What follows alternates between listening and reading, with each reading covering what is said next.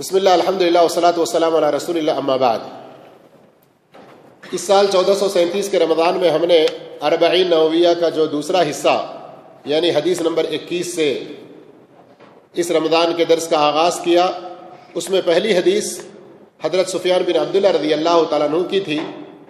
وہ کہتے ہیں کہ میں نے رسول اللہ صلی اللہ علیہ وسلم سے سوال کیا، مجھے اسلام میں ایک ایسی بات بتائیے کہ اس کے بارے میں آپ کے علاوہ میں کسی سے سوال نہ کروں۔ تو آپ صلی اللہ علیہ وسلم نے فرمایا، تم کہو، کیا فرمایا؟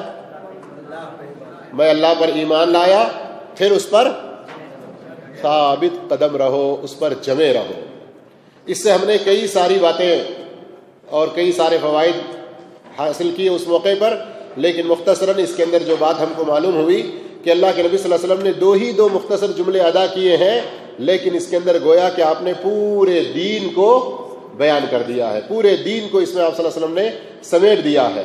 وہ اس ناحیے سے میں اللہ پر ایمان لایا یہ کہو، تو اللہ پر ایمان لانے میں تمام وہ چیزیں داخل ہیں جن پر ایمان لانا ہے، اس لیے کہ کسی آدمی کو اس وقت تک مومن نہیں کہا جائے گا جب تک کہ وہ اللہ رب العالمین کو ماننے کے ساتھ ساتھ اس کی بتائی ہوئی ساری باتوں کو بھی نہ مانے۔ کوئی کہے میں اللہ کو مانتا ہوں لیکن اللہ رب العالمین نے فرشتوں پر ایمان کو جو کہا میں نہیں مانتا، تو کوئی اللہ کو ماننے والا ہوا؟ نہیں ہوا۔ یہ سمجھنے کے لیے ایک مثال میں نے دی۔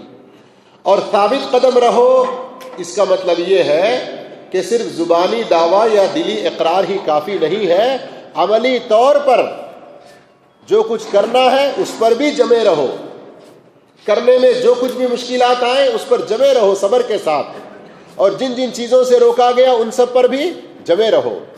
اسی طرح اس کے اندر عبادت کی دو اہم شرطوں کا ذکر بھی آ گیا، ایک اخلاص اور ایک اتباع رسول، اخلاص اور اتباع رسول۔